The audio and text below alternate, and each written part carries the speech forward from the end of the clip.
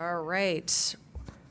Welcome, everybody. Today is Tuesday, May 26, 2026. It is 6 p.m. We're going to call this meeting to order. First up on the agenda is executive session pursuant to Title I MRSA 4056E, re potential legal negotiation. Is there a motion to I'll give you a motion. Second. call for a vote? All those in favor? Unanimous, Brenda. Thank you, Sarah.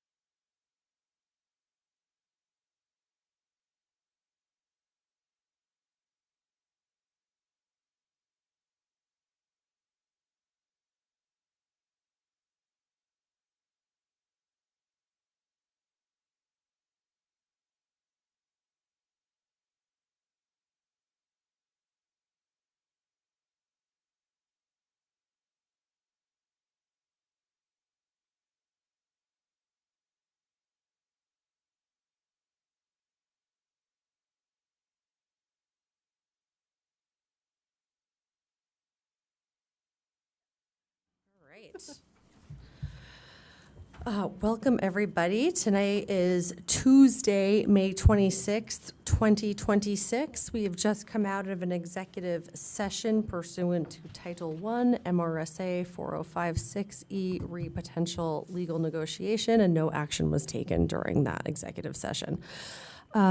Before we get a wiggle onto our normally scheduled programming, we did unfortunately have to cancel the Memorial Day Parade yesterday because of torrential downpours. So we're just going to take a moment here to honor the men and women who gave everything in service to our country. And us as residents sitting with the weight of that sacrifice, we think about the lives that they lived and the families that still carry those losses and the futures that they never got to have so that we all could. So I'd just like to take a brief moment of silence as a thank you to all of those veterans.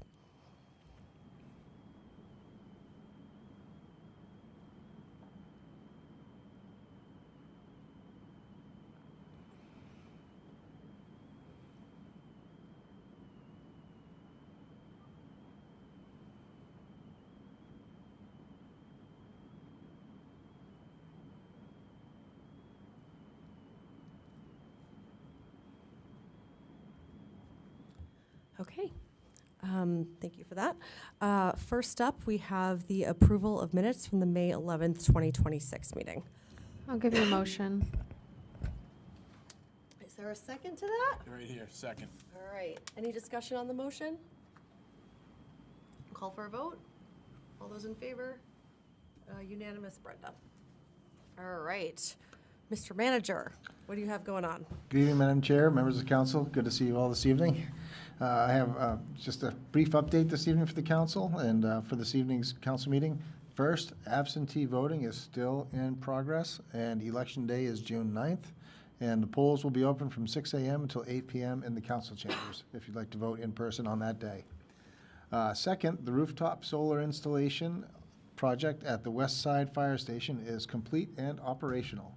So that's great news. Construction took place approximately a week and a half ago, and it's an 11.4 kilowatt installation, and it was performed by Revision Energy, funded through a Community Resilience Partnership Grant, as you may recall. And that was a community action grant that the Sustainability Committee from LCC brought forward and the council approved, and it's in place. So that's a great next step on that.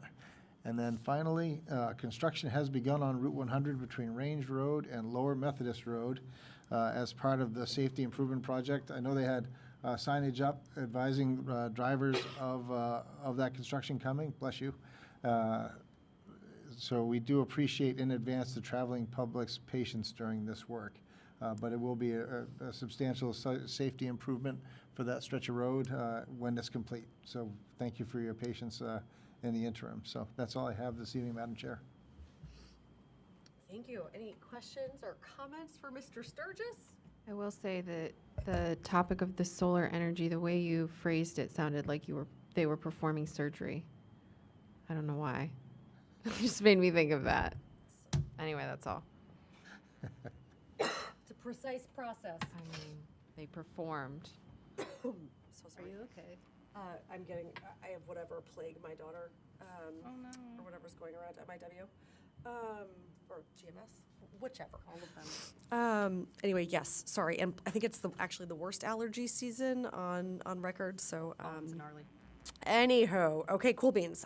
So before we go into legislation and policy, we'll go into public discussion. Public discussion is for comments on items that are not on the agenda. Comments are limited to 5 minutes per person. Rebuttal comments will be limited to 2 minutes. Public discussion topics may be brought up again under new business for further council discussion. Is there anyone here that wants to come chit chat? Sure, come on up and.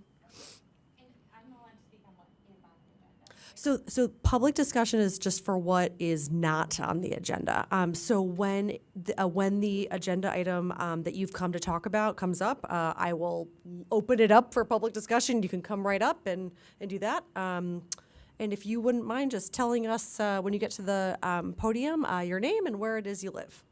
Yep, my name is Craig Crute. I live on Phillip Street. Lived there for about 30 plus years. Want to keep Greeley Road at the forefront. I bet you do too.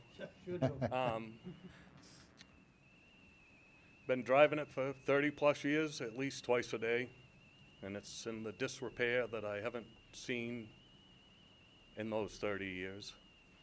A couple quick things. The culvert you've been talking about by Valhalla, if you want to replace that, they're going to make you do what the other culverts were and make an open channel. It's going to be expensive.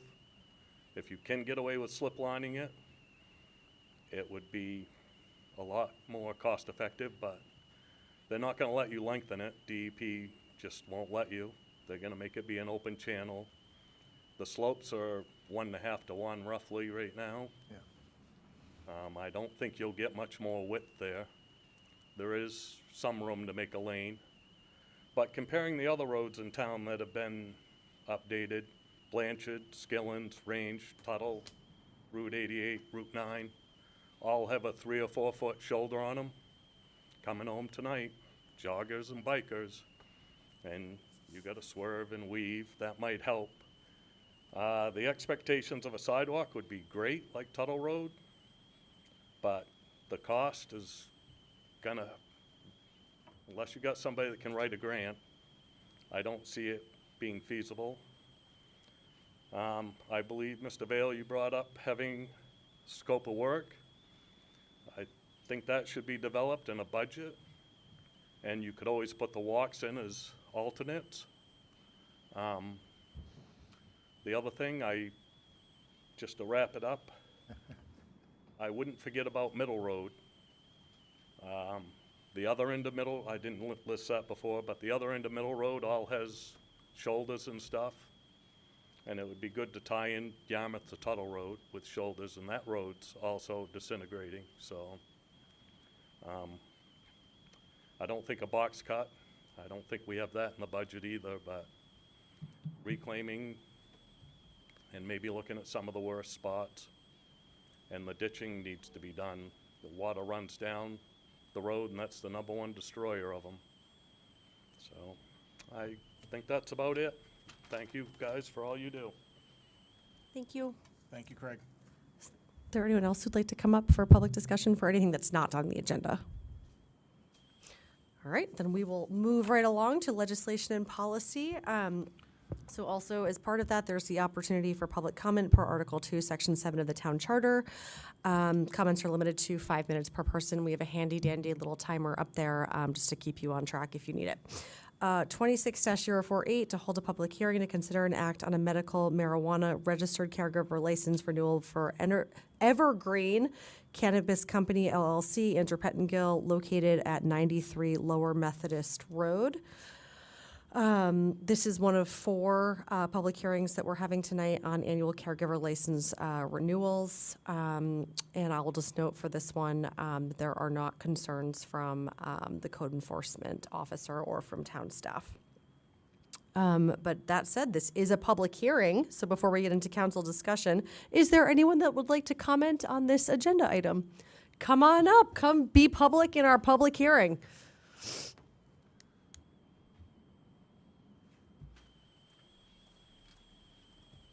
If you can't tell, I've never been here before. Well, welcome. Thanks. Okay. Good evening. My name is Jessie, and I reside in Cumberland. I appreciate the opportunity to speak tonight regarding a medical cannabis caregiver license for 93 Lower Methodist. My concern is about whether this type of commercial operation belongs in a residential neighborhood where families live, children play, and homeowners have invested their savings. I understand that under Maine regulations, registered caregivers are legally permitted to cultivate marijuana for medical use. This does not mean every location is appropriate.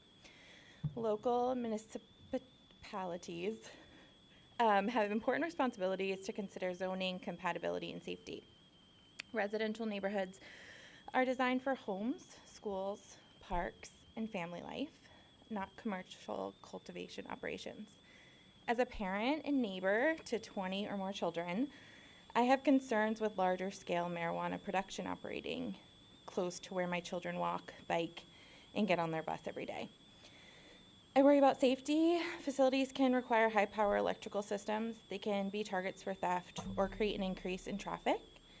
If there are standards for location regarding schools or daycares, why not a child's home or a child's backyard or front yard? I worry about how facilities produce strong odors that travel beyond a property line. With a neighborhood full of children and household pets, limiting fresh air outside can impact quality of life. I'm concerned about property value effects. Living next to a commercial grow operation can impact potential buyers.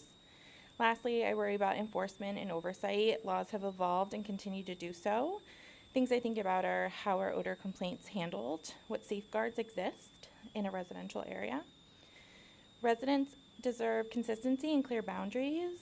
It's my understanding that the zoning for this property is meant for homes and farming opportunities. I respectfully ask you all to consider whether this is truly compatible with the current zoning limits. I also want to end by saying my concerns are not shared in an effort to undervalue the hearts and hard work caregivers invest in making this accessible to others. Thank you. Thank you. Is there anyone else that would like to comment on this particular agenda item? Okay, I will close the public hearing and open it up to council discussion. I'll start. Jackie, I was on the council when these first started coming up, and we learned a lot because they passed a law with no input from us. We didn't even know where a lot of the caregivers were, until they started a licensing process. But part of what was in the statute was that we couldn't deny where they were. If they were there, we couldn't deny it. We did have our attorneys, the town attorneys, look into, whether we could regulate, move them where they were. We couldn't. So we did, and we still have the same concerns. But unfortunately, when the legislature passed this, our hands were tied. So I just wanted to let you know, this was, what you said did not fall on deaf ears. But like a lot of stuff the legislature does, they don't ask us. So. Any other comments? Denise? Sure. I don't share Mike's concerns, but I do have comfort in what we have in our packet, which is that the code enforcement officers had no complaints, including odors outside of the premises. Inspections are done. I don't know if, Matt, you can maybe touch a little on the zoning and maybe kind of what, if an abutter did have a complaint, what that process would be like, just for like education purposes. So that I'm curious as well. I imagine it's maybe more than just reaching out to the long lane, but maybe it is. Let's see, I'm just trying to get up to speed with where we need to be. Sorry. Let's see. Let's see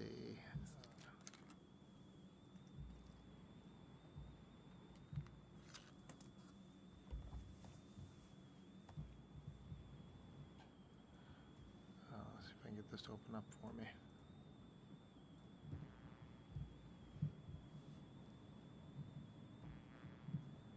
I was trying to catch up with you as you were talking. My apologies. It's fine. I think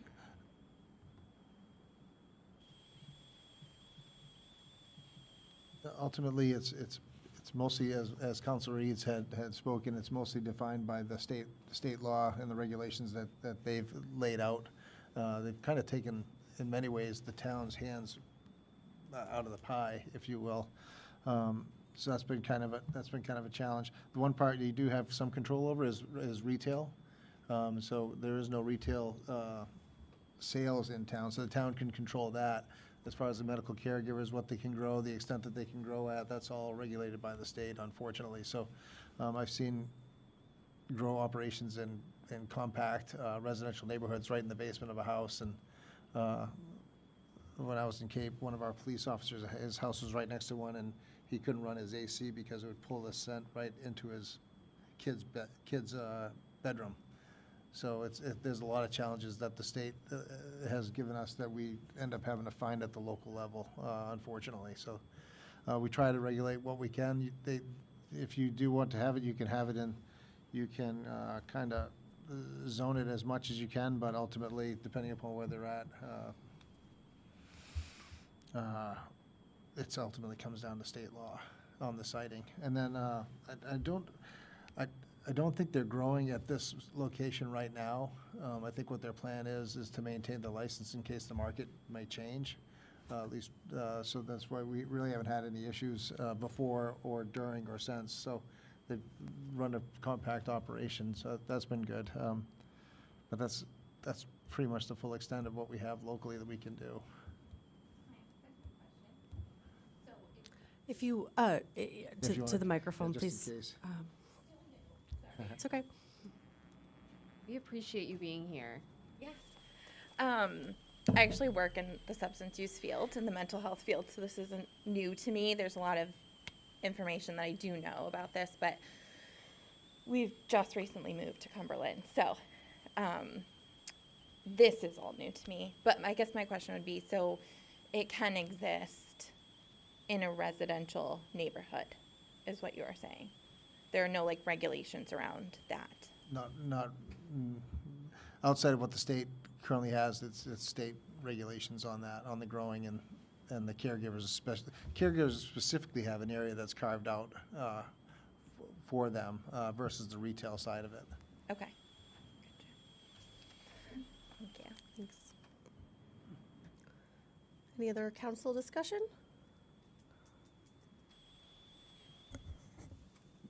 just, Madam Chair, me being in a butter, I'm just going to abstain from voting on this item and the next one. Okay, sounds reasonable to me. Now we all know where you live. I'm not that hard to find anyways, just Google my name. Oh my Uh, gosh. There's no other council discussion. I would take a motion.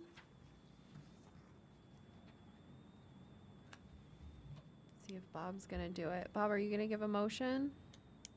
All right, I move to approve the medical marijuana registered caregiver license renewal for Evergreen Cannabis Company LLC, Andrew Pettingill, located at 93 Lower Methodist Road. Is there a second? I'll give you a second. All those in favor? Any abstentions? Motion carries. Okay, next up, 26-049, to hold a public hearing to consider and act on a medical marijuana registered caregiver license renewal for Evergreen Cannabis Company LLC, Kristen Pettingill, located at 93 Lower Methodist Road. Okay, this is also kind of falls under what we just discussed, no concerns from town staff, and the recommendation that we give them their license. But this is a public hearing, so would anyone like to come up and make a comment?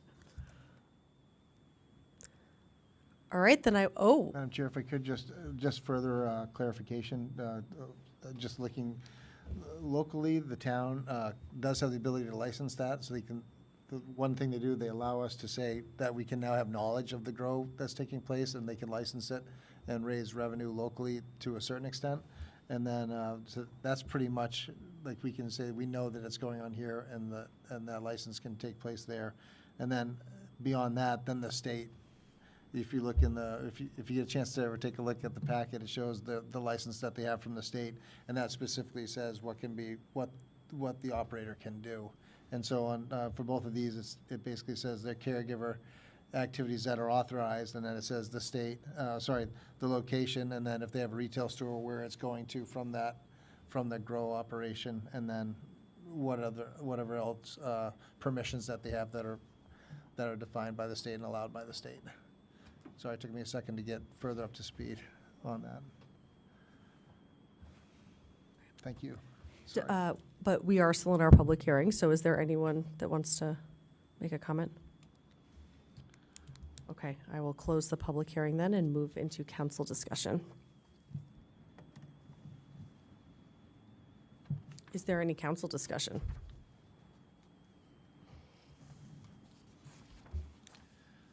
Was that you, Bob? I would move to approve the medical marijuana registered caregiver license renewal for Evergreen Cannabis Company LLC, Kristen Pettingill, located at 93 Lower Methodist Road. Is there a second? I'll give you a second. There's a motion and a second. Is there any discussion on the motion? No. All those in favor? Any abstentions? All right, motion carries. Brenda. Okay, next up is 26-050, to hold a public hearing to consider and act on a medical marijuana registered caregiver license renewal for SSJA, Jacob Aitchison, located at 212 Gray Road. This is the night of the license renewals, so it appears. Also, no issues from our code enforcement officer, who also recommends renewal. We've had no complaints about this location either, but this is a public hearing, so if anyone would like to come on up and talk about this particular one, now is your time. Okay, I'm going to close the public hearing and then open it up to council discussion. Council discussion.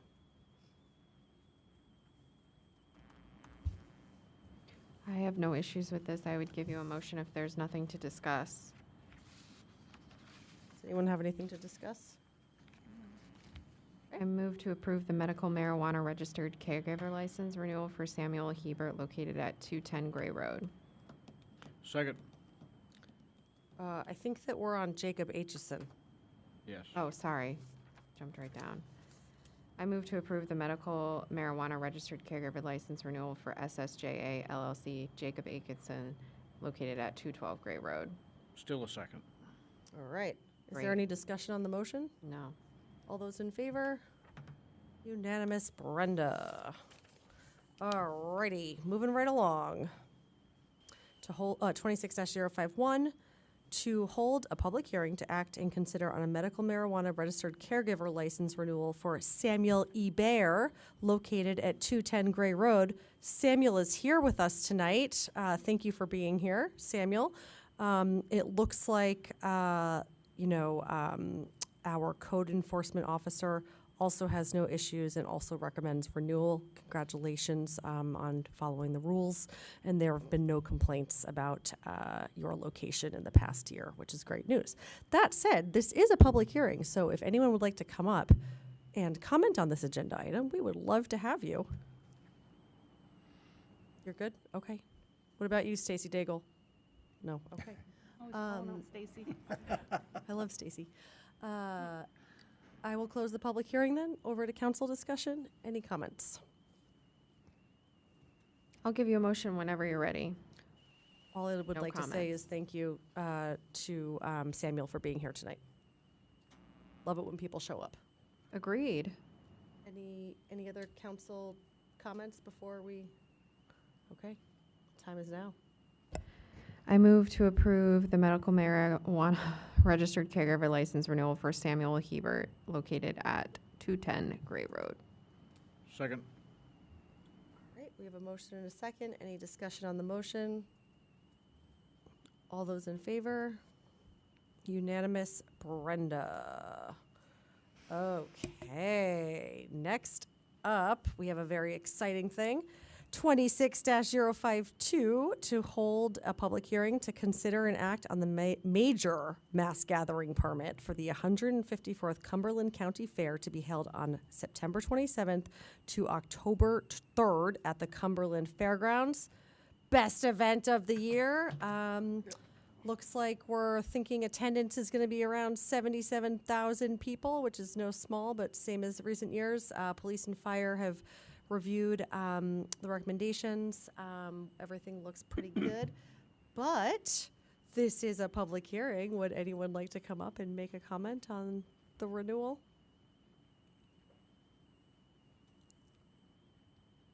You don't have to, but you're here. The silence happened for too long. Halfway up already.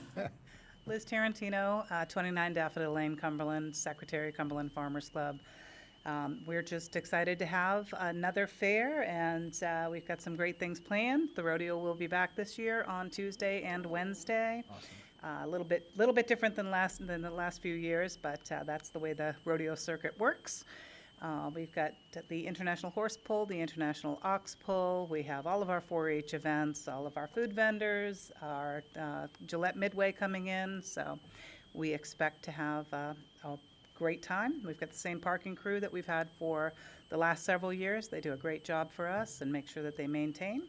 And of course, we're working closely with town fire and fire rescue and police department. So we're excited to be back.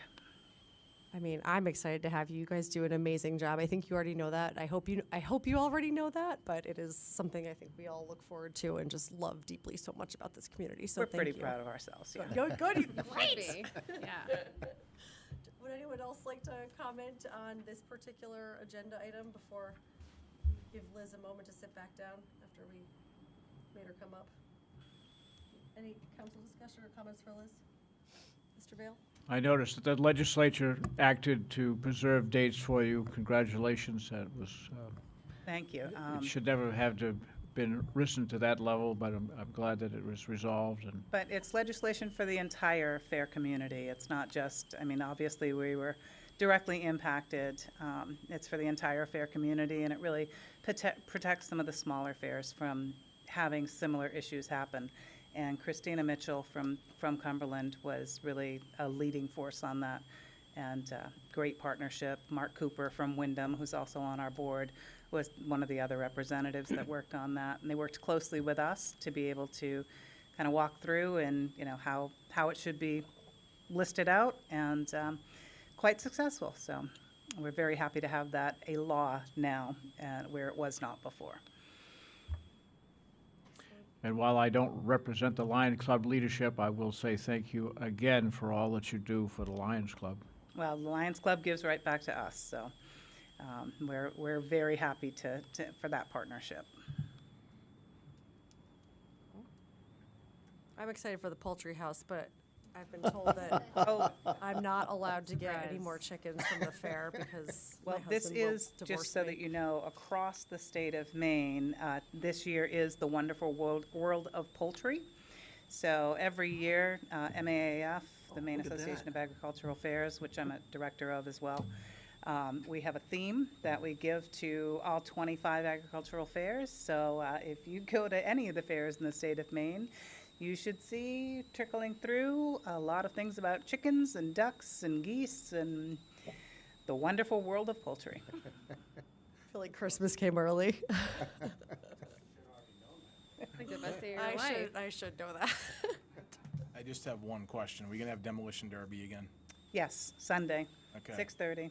All right. You getting a He car? knows the time and everything. You know, I'm thinking I need to. Recall. Got a truck you want to get rid of? No, sorry. I don't think, trucks don't qualify, but you could definitely pick up a car over at Cumberland Salvage. Yeah. Thinking this year might be the year. Real quick. Yeah.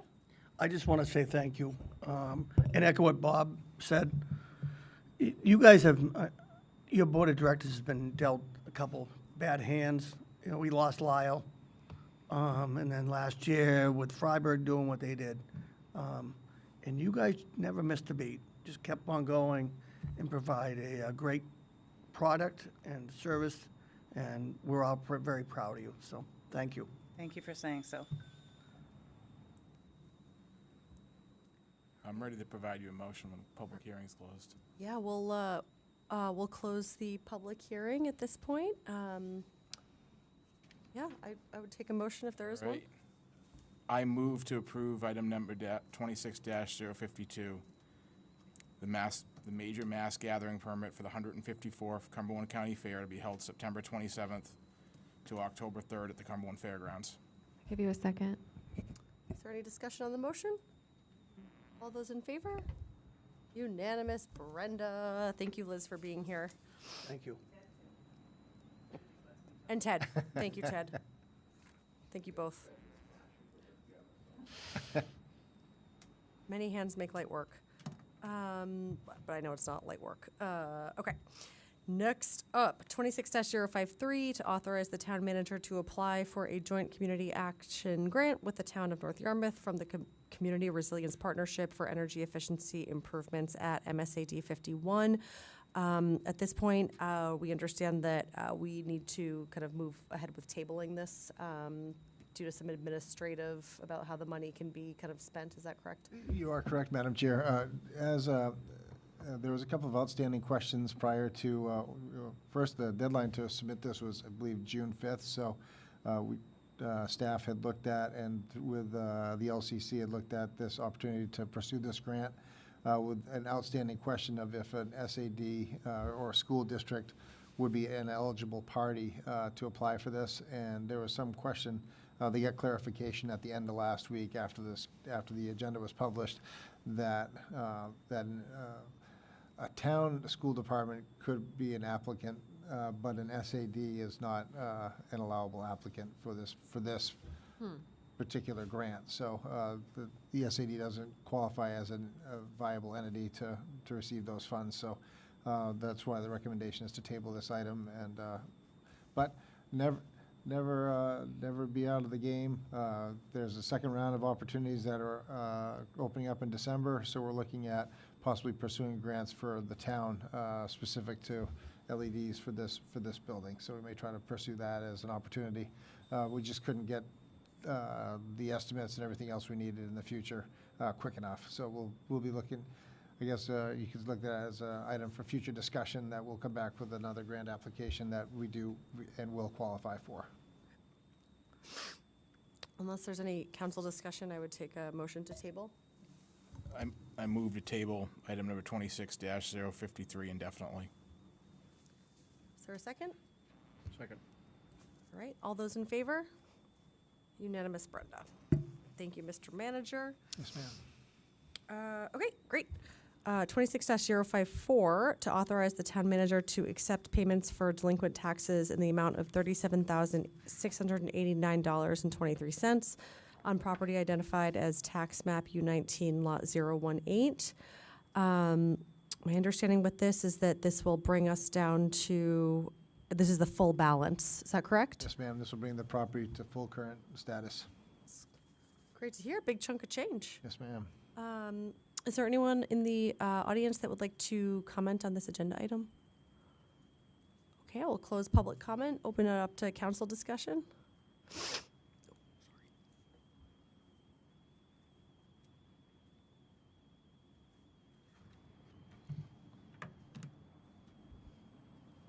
I have no issues with accepting this. Either do I, and I'm ready to provide you with a motion. So thank you to Jen Doughton for, she seems to be incredibly collaborative in working with folks to be able to resolve these types of issues, which isn't easy. Jen's done a great job.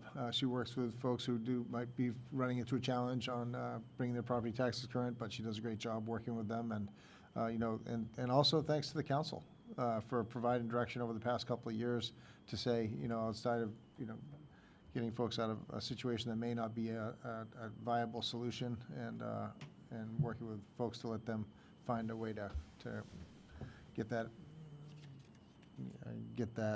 I guess you could call that liability straightened out.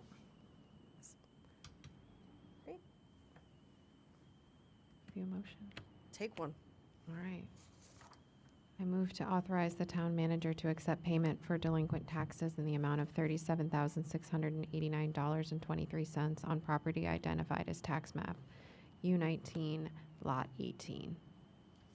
Second. All right, is there any discussion on the motion? Seeing none, all those in favor? Unanimous, Brenda. Okay. 26-055, to authorize the town manager to accept payment for delinquent taxes in the amount of $3,700 on property map identified as tax map U14, lot 08A.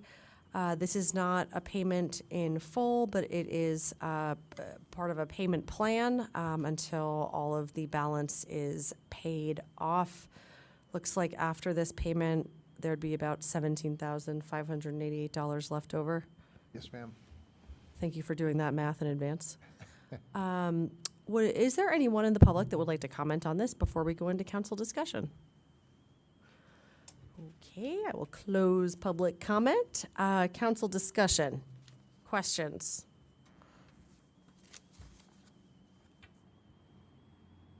Over here. Oh, sorry, I'm sorry.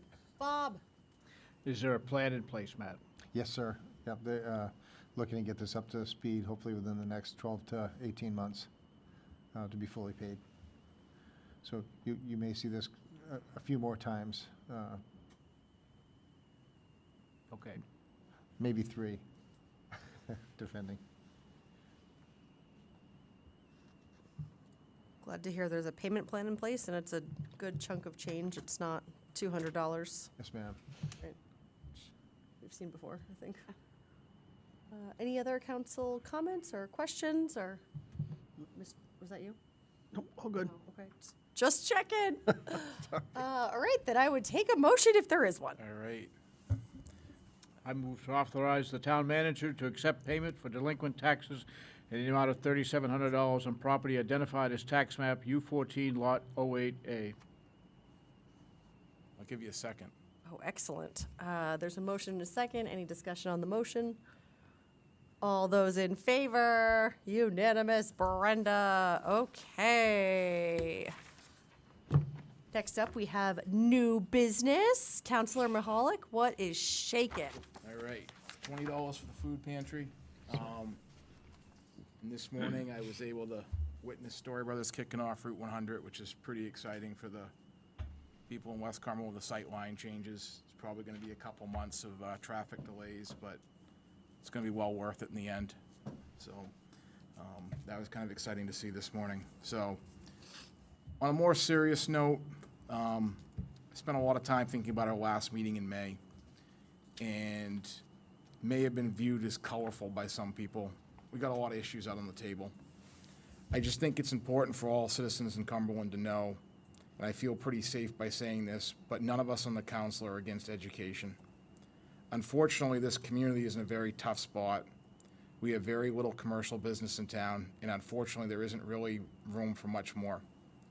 However, the needs, not wants, of this town keep piling up. Here are just a few expensive ones that come to mind. Greeley Road, water for Bruce Hill, the valley, water main from Route 100 to where it ends in Range Road, 2 new fire trucks, the other half of Middle Road. We're probably over 15 million in needs for this community, and that doesn't even start to include wants. We could very easily add another few million to that total. On top of that, the demographics of the town have changed to the point where we will need to look at fire department staffing in some form or another. I had to do a little research, but in 1966, when MSAD 51 was created, it was created to help share the cost of education between the two towns. At the time of its creation, neither Cumberland nor North Yarmouth had the amount of wealth it has today. With the funding formula and policy put into place when MSAD 51 was created, it effectively created a board who was able to raise the bar of the level of education our children received and eliminated the annual questioning by local town governments, often found in towns like Yarmouth and Falmouth, where the town and school are all one, so to speak. I am very confident in saying that the children in Cumberland and North Yarmouth receive the best education in the state thanks to the hard work of our school board. Before I say any more about this agreement, at the last meeting, a comment was made about me having the opportunity to learn about the school system. I did have a conversation with a school board member, and I'm going to put the time and effort in to learn more about where our taxes are spent within the school system. I want to say that we need to take the emotion out of where we are right now. It is easier said than done, but what we are really talking about right now is a business agreement. Unfortunately, the way the current agreement is set up, we aren't even in a position where we can meet with the school board and lay out factual data and examples of challenges that both Cumberland and North Yarmouth face and ask for some help in overcoming them. This, in my opinion, is twofold. One, we have the current agreement. Second, we have some excellent long-term capital planning from a financial standpoint, but does not always provide a clear picture of what is behind the dollars. So what are we trying to do from here? I want the citizens of Cumberland and North Yarmouth and the school board to realize that the school board or the school isn't the problem. The problem is we are facing a business agreement that we entered 60 years ago and has gone on too long. Many business contracts have expiration dates. They have expiration dates because it allows both parties to review the agreement to make sure it is mutually beneficial for both parties. What everyone needs to remember is we are trying to negotiate a contract to make sure it is beneficial for both parties. This process will not be easy. It will take time, probably years.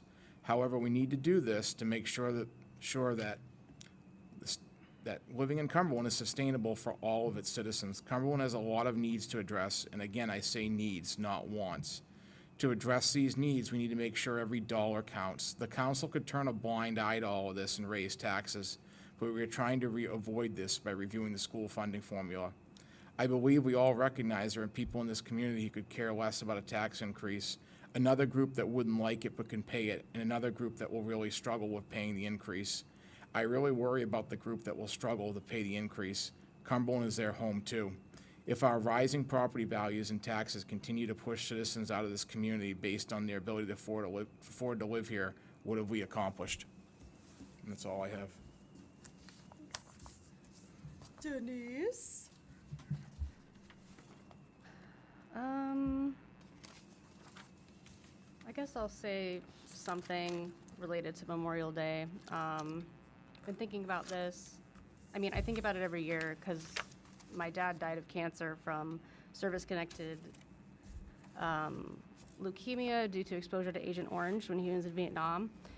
And so I think about all the veterans we honor who died in combat and such, and kind of the way you think about essentially being killed in action is when you're a veteran and when you're active duty.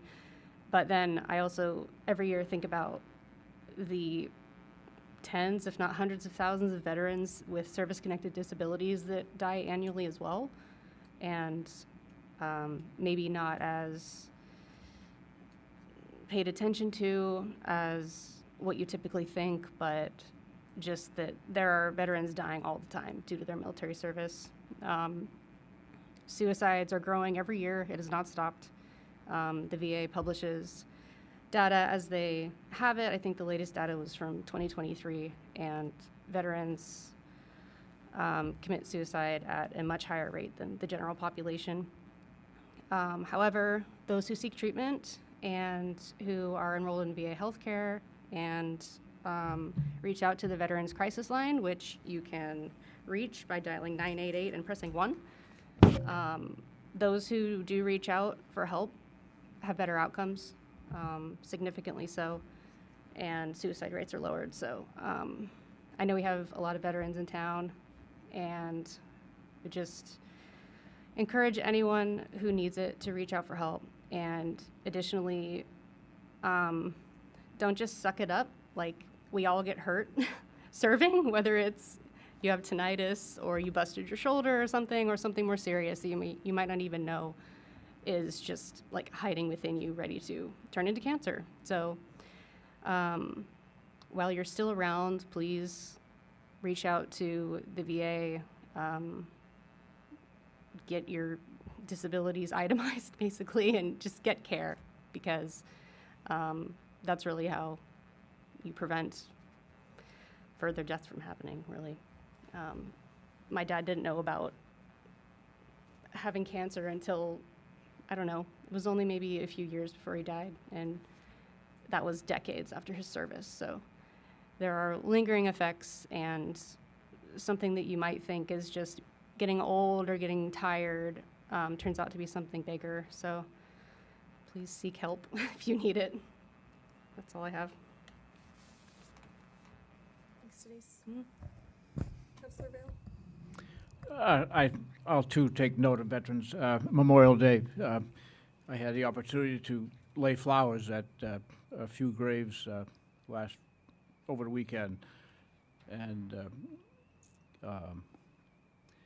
you always want to remember those that came before you, not just the most recent generation, but the generations before you, and it's important to reflect on that. And so Denise said I don't have a life, but I do go to the main veterans home every other Sunday and visit with an old friend, and it's quite an experience. The last meeting we had was, I think, probably a little gut-wrenching for me. It was a little uncomfortable at times, and I think most of us, had something to say, and at least I reflected back on it the next day, and I thought, well, did I really choose my words well, and did I show my best side? And so perhaps not. I'm going to try to combine a couple of different thoughts here tonight. Tomorrow we are meeting with Falmouth, Yarmouth, North Yarmouth, and Freeport to continue our discussion about shared services. And as we've all said, with these discussions, at some point the schools have to be brought to the table too, because we can't just talk about the 30% of our tax dollar when 70% of our tax dollar is a school. So that we can talk about the realignment of how we assess one town versus another, but there really is a bigger goals to be had, and we can't stop there. I'm going to tell you a story here, which I think is probably brings to my mind the heart of the whole matter, and I relayed this with Mike the other day. I was working on a job, and my daughter was working for me that summer, and there was a neighbor next door who definitely had some mental issues and was shooting a gun and a rifle and making these outbursts. And the people that lived next door were older, elderly, and they were rightfully concerned. And so I made a call, a 911 call, and state police picked it up. And I said, "Who you got?" "Oh, we got Mike Eads." I said, "Mike, send Mike." And Mike came down, and the problem disappeared. It was never, the neighbor never, ever again bothered to have such an outburst. And then on another occasion, we had an incident in town where people were making threats, putting signs out, and we had an individual who went so far as to put a sign up in a superintendent's home over in Scarborough. And I happen to know the chief of police in Scarborough, Robbie Moulton, and I called Robbie up and I said, "We don't mind taking a ride by there." And he said, "Sure." And he did. And he said, "You don't mind if I make, increase the patrols in that area for the next few days?" I said, "No." The point of what I'm trying to say here is you build relationships with people, and when you build relationships, you know who to call, and you know how to take action sometimes. So we can complain all we like, but until we build relationships with people, with our surrounding communities, we're not going to get the job done. We're not going to get the work done. And so I thought about it. We have a liaison to the planning board. We have liaison to the Lands and Conservation Commission. Probably the most important liaison that we should have as a town council is a liaison to the school board. And I know we've all got full plates, and to ask people to do more, everybody raises their eyebrows and says, "I don't know if I've got the time or the bandwidth for that." So, or maybe it's something that we can share, But I think it's crucially important that we reach out and we make sure that we're building relationships with our neighbors, and in this case, the school board, because there's the conversations that we're going to have about consolidation of efforts, public works, fire, rescue, safety, back office staffing, and including the schools, has to come as a collaborative matter. And it's important to build relationship with people that there's a trust there, that we're not dooming an education system. We're not throwing all our police employees out to we're working for the best interest of our community. Can I ask a clarifying question on your comments? What would have been the approach that you would have suggested that we would have taken? Like, what, in this situation, walking it back, what you're alluding to, what would have been a relationship-focused action that could have been taken to manage that situation better? I'm not sure I could have an accurate or better answer. I just think that going forward, we have to try harder. I think we made all the right overtures. That's what I struggle with, though, is I feel like we well- did make all the right overtures, and I feel like because we didn't get the result we were all hoping for, then there's a level of self-reflection, of course, always, but I think at this juncture, I can't force someone to do something. I can manage and have great relationships. Tig can manage and have great relationships. Denise, Jeff, but we can't force someone to do something. And I think it's a little unfair to allude to the fact that maybe we don't have strong relationships with members of the school board in order to enact something to happen. I actually pride myself on having really strong relationships and having people to call on in my personal and my professional life to make things happen. And I feel like I can sleep at night knowing that I respected this process and I respected, my stance, whether people were in agreement with it or not. And I can sleep at night knowing I feel like I made the right decisions. And I think if you're going to throw something like that out there, it would be helpful for you to be able to articulate what your expectation would have been on how we manage that Well, situation. I guess that I can use an example. I sit across a table from somebody who serves on the school board at the comp Yeah. plan, and not once was there ever a question posed by either Yeah. one of us to say, what are you doing, or what are you trying to do? So I guess if we'd had a better relationship with everybody, you know, those questions might have been poised, you know. Yeah. I think that, you know, I looking back on it, I said, well, why didn't that person ever ask me about what's going on? And I think that's odd. Yeah.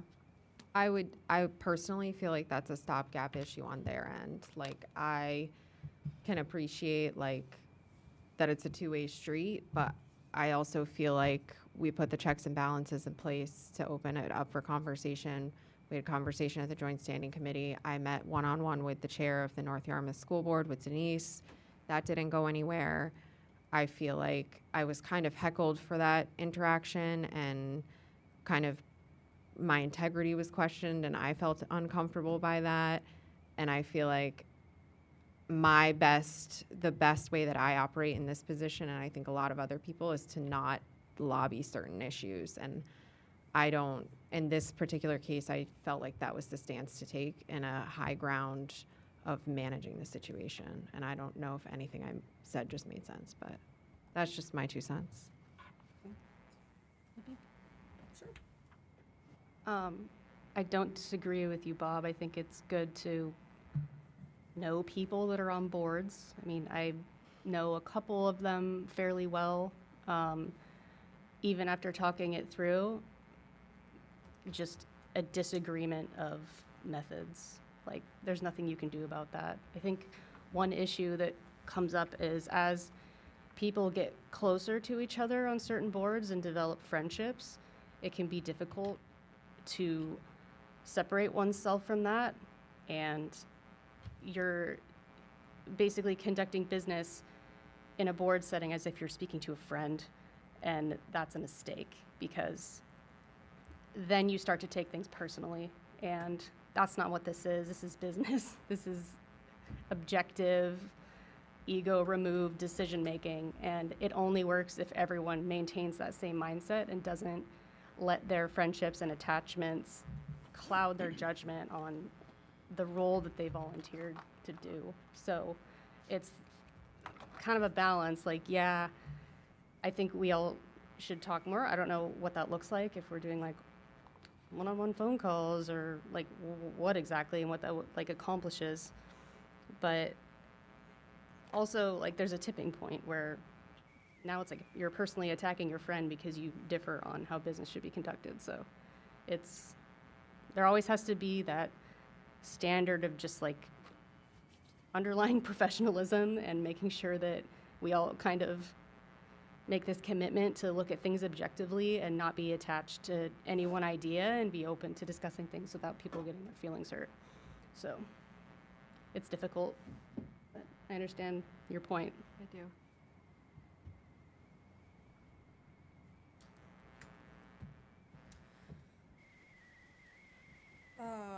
Counselor Eads? Sorry, Bailey, did I skip you? Yeah. Yes. Okay. No. I don't have any new business. Are you sure? Yeah, I'm okay. I'm good. Do you want to make something up? No, I'm okay. I'm running on fumes right now. I know that feel. Not much, just a follow-up to Bailey and Bob. You know, I just go back to this. It was a very easy decision by the school board to allow us to have a conversation with North Yarmouth. That's all it was. We were very careful through previous meetings not to state, this is our bottom line. We wanted to go and have a conversation that could have a very significant financial impact on our taxpayers. And the school board didn't do it. You know, when I get promoted, I supervised some very close friends. And once in a while, those close friends would screw up, and they'd have to be held responsible. Once in a while, you'd take them to the woodshed, you'd handle it, and other times you handle it in a formal setting. The But, woodshed. yeah, that's a country. That's Okay, amazing. okay, what is that? Woodshed? I don't take people to the woodshed. But, they never gave us an opportunity to have discussion. I agree. And sometimes when you make that big of a mistake, you have to be called out for it. And that, I think that's what this board did. And it was uncomfortable, and I certainly didn't make it any less uncomfortable, but when you're talking about a fiduciary responsibility of this board to the taxpayers, to have a discussion, and we were shut down cold strictly because of a lack of action by the school board, they needed to be called out. And we could have all been very close with every single member of the school board, but, I think there was a lot of hidden discussions behind the scenes that, and decisions were made not to bring this forward as an action item by the school board and not allowed us to have, quote, a day in court. So, no regrets. Sometimes you need to be taken to the woodshed. Oh my Jesus. Yeah, I think we have uncomfortable conversations all the time. I do think that our team up here is very good at compartmentalizing. We have uncomfortable conversations and then we move on. This was a particularly tough meeting, and my hope is that that our bonds are strong enough that we can continue to move forward and be good partners. And ultimately at this point, the next steps on this particular item are in the hands of the citizenry and the residents of Cumberland. And if folks decide that they want to learn more about that, I think they can reach out at least do we have a point person on town staff, or? They can reach out to me if there's. You can reach out to Mr. Sturgis. More than Whitney happy to take Hankin. that call. He's over there making a face like, not me. Yeah, all good.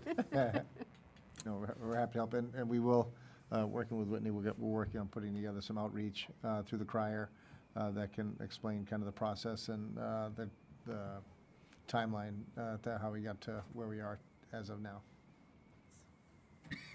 And the last thing, on Memorial Day, and Denise, your comments were beautiful. This is not about me, but my husband was descended from Holocaust survivors, and so I think about the people that literally made it possible for me to have a family, and I think about that a lot. There are ripples of war, whether or not they be 30 years later or 40 years later in the moment. And I think it's wonderful to have a day on our calendar, even if there is a rain out, that we all think about that and we acknowledge that. And I'm very grateful, and I'm grateful on a yearly basis, or a daily basis, not just a yearly basis. Anyway, and just also last thing, thank you to the painters of the crosswalk. It looks beautiful. My whole family just lit up when they saw it. So thank you to Chris and who's the painter? Whoever our painter is. Yes, Alec and his team, I can't remember the name of the, Give them a thank you. we will for sure. Thank you. Anything else? I'd take a motion to adjourn if there is one. I'll give you a motion to adjourn. Okay. Second. All those in favor? Unanimous, Brenda. Thank you, everybody. Happy Tuesday. Have a beautiful week.